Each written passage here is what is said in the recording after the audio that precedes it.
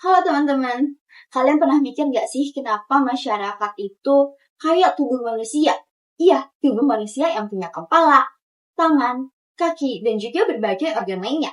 Yang masing-masingnya mempunyai fungsi yang berbeda-beda, tapi semuanya saling bekerja sama supaya tubuh kita tetap sehat dan juga bisa berjalan lancar.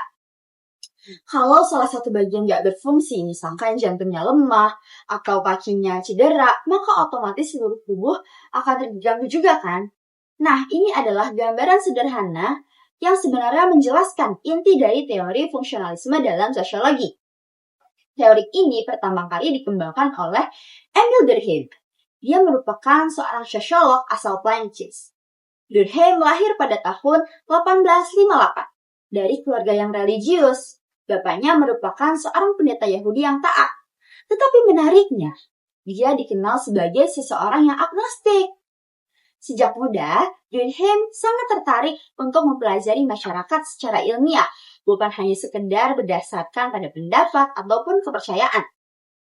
Dia juga sempat belajar di École Normale Supérieure yang kemudian menjadi guru filsafat, bahkan sempat melanjutkan studi psikolog ke Jerman. Dari perjalanan itulah, Durkheim akhirnya mencetuskan sosiologi sebagai ilmu yang berdiri sendiri.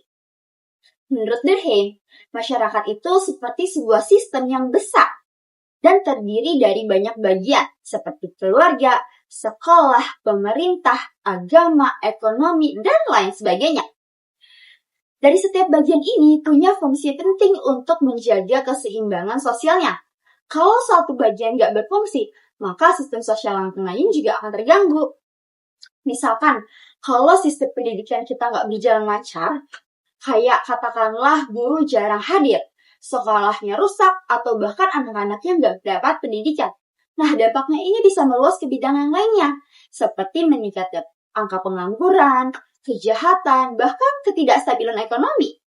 Ini sebabnya, sebagian masyarakat atau sistem lembaga sosial mempunyai peran dan tanggung jawabnya tertentu agar masyarakat tetap berjalan dengan harmonis. Kemudian, pemikiran Durkheim ini dikembangkan lagi oleh seseorang namanya yaitu Talcott Parsons. Talcott Parsons merupakan sosiolog asal Amerika. Dia menjelaskan bahwa agar masyarakat bisa berfungsi dengan baik, harus ada 4 hal utama yang berjalan. Dia menyebutnya model ini adalah model agile. A untuk adaptation, kemampuan masyarakat menyesuaikan diri dengan lingkungan baru dan juga tantangan baru. Yang G yaitu untuk goal attainment, di mana kemampuan menentukan dan mencapai tujuan bersama. Kemudian yang I yaitu integration, atau bagaimana setiap bagian masyarakat saling terhubung dan juga saling bekerja sama. Kemudian ada L untuk latency, bagaimana nilai dan norma dijaga agar tetap hidup dalam masyarakat. 4 hal ini membuat masyarakat bisa tetap stabil dan juga bertahan dari waktu ke waktu. Nah, kalau kita lihat dari sisi kelebihannya, teori fungsionalisme ini membantu kita untuk memahami mengapa lembaga-lembaga sosial itu penting. Misalnya, kita jadi paham kenapa ada sekolah, kenapa hukum dibentuk, kenapa ada keluarga yang berperan sebagai pendidik anak, dan lain sebagainya. Teori ini juga mengingatkan kita bahwa setiap orang dan lembaga ini mempunyai perannya masing-masing yang saling mendukung. Tetapi tentu aja teori ini nggak sempurna itu teman-teman. Dia juga punya kekurangan, yaitu fungsionalisme sering dianggap selalu fokus pada kestabilan aja, seolah semua bagian masyarakat ini berjalan dengan baik dan juga harmonis. Padahal pada kenyataannya ada konflik dan juga ketidakadilan dan perubahan yang terjadi di masyarakat. Jadi teori ini kadang kurang peka terhadap masalah-masalah yang ada seperti kemiskinan, diskriminasi. Kalau kita lihat lebih dalam lagi pada kehidupan sehari-hari, contohnya itu bisa sesederhana kegiatan kita kerja bakti di lingkungan rumah.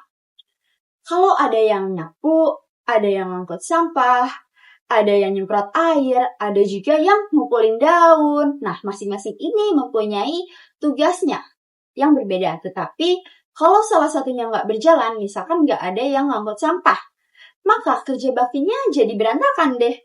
Nah, ini adalah seperti masyarakat. Tiap bagiannya mempunyai fungsi yang harus dijalankan supaya kehidupan sosial tetap teratur. Jadi, teman-teman, Lewat teori fungsionalisme ini, kita belajar satu hal yang penting, yaitu bahwa masyarakat yang baik itu tercipta karena kerjasama dan juga keseimbangan. Kalau ada salah satu bagian yang nggak berfungsi, maka bagian lain ikut terdampak. Tetapi semuanya saling mendukung. Maka kehidupan sosial akan terus berjalan harmonis.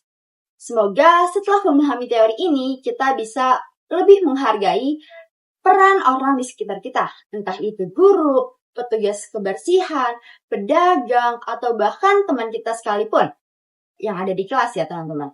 Itu mereka mempunyai fungsi penting dalam menjaga keseimbangan di masyarakat. Saya Kayla, terima kasih.